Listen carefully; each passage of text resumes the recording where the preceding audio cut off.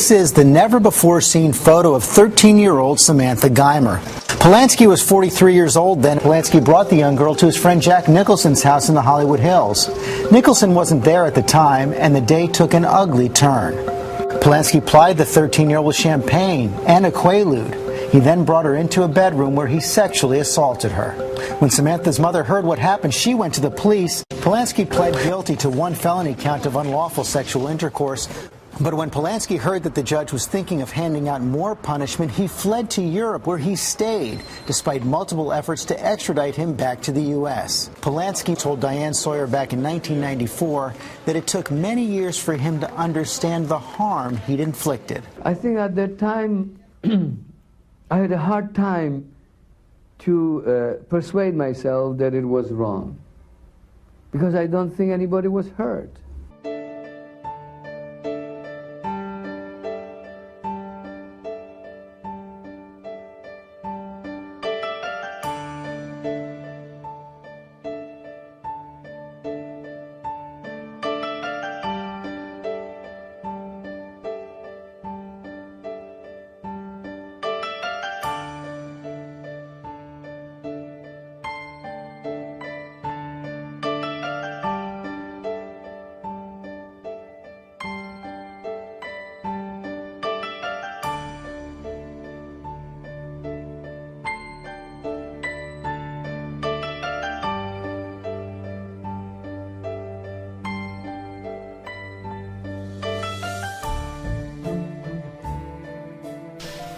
In my recent film on Strauss-Kahn, I showed how influential Zionists have an elite status in the modern globalist world empire, similar to the way Roman citizens in their ancient world empire had a different set of laws and privileges from their subjects. Some Zionists retorted that Strauss-Kahn, who's escaped 2 rape investigations and a number of other sex allegations, is only one man, and thus not representational. So today I'll offer some more glaring examples so the pattern becomes obvious to everyone. I pointed out that even with the 2 set-aside sex charges, just think about the laughable scenario of a super-capitalist, mega-rich banker leading the Socialist Party of France. That would make about as much sense as Obama selecting me as his running mate for his vice president in the Democratic Party. And Strauss-Kahn said in a magazine interview years ago that the first thing he thinks about every morning is how he can help Israel. Now that sounds great for a candidate for Israel, but certainly not for a man who wants to be president of France. I mean, doesn't every nation want its leader to be loyal to its own nation and not a foreign nation? How does he get away with all this? As I said, there's only one way that this is possible. And that is the fact that some very powerful men in media and politics have exactly the same loyalty to Zionist Israel as does Strauss-Kahn. How about some more examples? Take film director Roman Polanski, another Zionist. He gives an underage virgin girl drugs. He then rapes the girl. The case overwhelmingly proves his guilt, and then he flees and becomes a criminal fugitive in Europe. Years later, he's arrested in Switzerland, but his influential brethren in both Hollywood and in government and in media launch an international campaign on behalf of their poor, persecuted brother. Poor Roman Polanski, they cry. But how about the poor girl who was violated years ago and who can find no closure and no justice? Look at one of the biggest crooks of the 20th century, Mark Rich. Now, Rich is criminally charged with stealing millions of dollars. He flees to Europe, but he and his tribe are very politically connected. Even while he's a wanted man, his brothers have the political muscle and chutzpah to get Bill Clinton to pardon him. Now, that's unprecedented. Pardoned while you're still on the run before you can even stand trial. Now he's completely free. Wow, now that's a chosen person. Take Vladimir Kaczynski, one of the biggest organized criminals in Russia. He steals hundreds of millions of dollars, is engaged in all kinds of organized criminal activity. He flees Russia, and Interpol international warrant is issued for his arrest. Guzinski, though, is one of the elite. He's head of the Jewish Congress of Russia. End of story. He's got powerful Zionist allies in government media positions in every European nation and in America. In Greece, he's arrested on these crime warrants, but he's released in record time, 5 days. And credit for this is taken by the Jewish Congress. And then he easily finds asylum in a European nation that won't honor extradition. Now, the same thing is true for another huge criminal, Boris Berezovsky. Berezovsky was called the Wolf of the Kremlin. But his brethren in high places get him asylum in Britain and Spain. There's even evidence that Berezovsky funded Chechenian terrorism in Russia that killed hundreds of men, women, and children. No problem. He's one more Zionist above the law, with friends in very high places. You have another member of the tribe by the name of Khodorkovsky in Russia, a criminal extortionist and mastermind who stole hundreds of millions of dollars of Russian resources through fraud and criminality. But you read the Zionist-controlled Time and Newsweek and New York Times and Washington Post and Wall Street Journal, and you would think he's a hero. And at the same time, the man who supported his prosecution for his crimes, Putin, is the one labeled in the press as the criminal. You can see the distinctions not just in individuals, but in the media-manufactured ethnic images as well. Hollywood and the rest of the mass media have so associated Italians with the mafia and organized crime, you can't even hear Italian music or see a spaghetti dinner on the big screen without thinking Sopranos or Goodfellas or Godfather. But in fact, the most murderous criminal organization in American history was Murder Incorporated. It was not an Italian organization, but an overwhelmingly Jewish one. Watch my film documentary, Israel, Promised Land for Organized Crime, and you'll learn about the world champions of organized crime for the last 2,000 years. They're not Italian. You hear a lot about Al Capone in the United States. Not 1 in 10 people that know about Al Capone know the real, most powerful organized crime boss of America in the 20th century, who was Meyer Lansky. And they don't know that Meyer Lansky was a big Zionist supporter.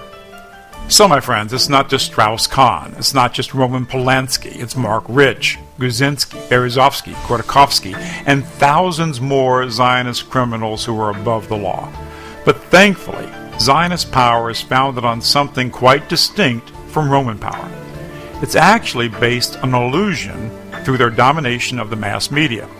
It's illusion because the vast majority of America and Europe and the rest of the world would not tolerate these criminals if they knew the whole truth. But every day that truth's coming out. The illusions are crumbling down with the increasing power of the internet, a power that's democratizing information. For instance, a few years ago, the Zionist media could say anything they wanted to about me. But now people have the chance to hear what I actually believe and what I actually say, rather than the caricature of the controlled press. Thank God that people still recognize the truth when they finally hear it. And that's because the truth is powerful. Far more powerful than the media bosses. And when this media control is broken, the criminals who run the international robber banks like Goldman Sachs and the criminal banking organizations such as the Federal Reserve, the World Bank, and Strauss-Kahn's International Monetary Fund will be prosecuted for the greatest thievery in the history of mankind. When this media power is broken, as it's being broken by these simple, humble words of truth that I speak to you right now, the people will pour into the streets in numbers that will make the current demonstrations on Wall Street and around America look like toothpicks in the Atlantic. I am working every day of my life to see these criminals brought to justice, and for the American people, as well as every people on earth, to be free of their criminal power. I ask you to show the courage necessary to make this movement sweep the United States, Europe, and the world. It's happening. Have the courage to stand up for what you really believe. Have the courage to support those men and women who speak for you.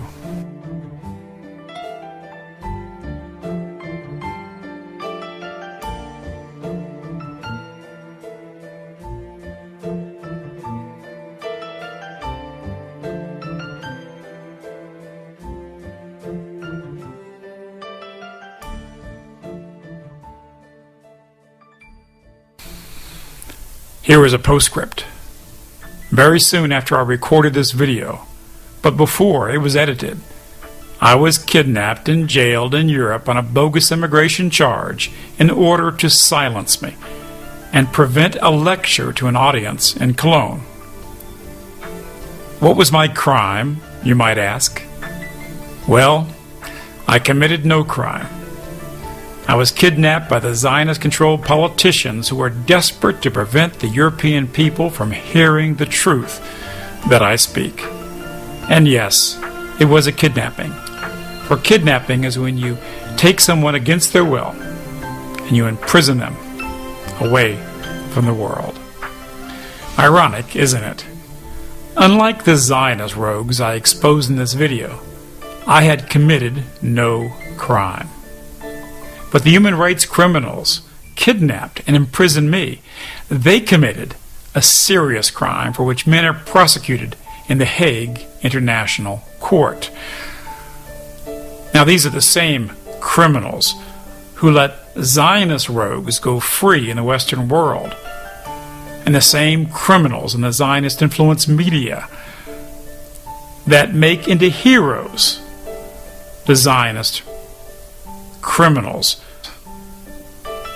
Israeli ministers come and go to Europe who are part of the Zionist regime that has enthusiastically cleansed, ethnically cleansed hundreds of thousands of people, who have tortured tens of thousands of human beings, who have bombed and burned mothers and children in their own beds. But the Zionist stooges in media and government must kidnap and imprison a non-violent, peaceful man who wants to stop these Zionist atrocities and who wants to cease these insane, Israel-driven wars. If you wanted proof of the new global elite, an elite that gets away with murder and then silence those who oppose them, well, now you have it. But what are you going to do about it?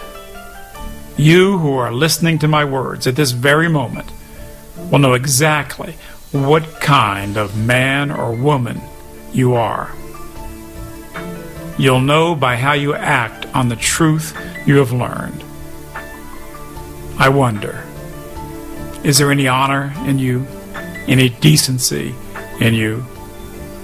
You will not have to answer that to me, but you must answer it to yourself and to your own soul. I sincerely hope that you are the person that you think you are.